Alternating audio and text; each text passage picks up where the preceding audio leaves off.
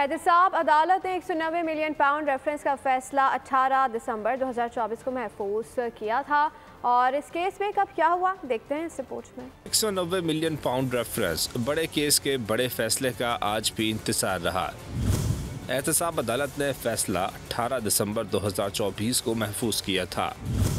फैसला सुनाने के लिए पहले 23 दिसंबर और इसके बाद 6 जनवरी की तारीख मुकर्रर की गई। फिर तीसरी तारीख 13 जनवरी दी गई। नैब ने गुज़िश्ता साल 13 नवंबर को रेफरेंस में बानी PTI की गिरफ्तारी डाली थी। 17 दिन तक अडियाला जेल में तफ्तीश की। 27 फरवरी 2023 को मुल्ज़िमान पर फर्द जुर्म आयद की गई। रेफरेंस का जेल ट्रायल पूरे 1 साल में मुकम्मल हुआ। बानी PTI के खिलाफ ये वाहिद केस है जिसका ट्रायल 1 साल तवील चला। नैब ने पहले 59 गवाहान की फहरिस्त अदालत में जमा कराई।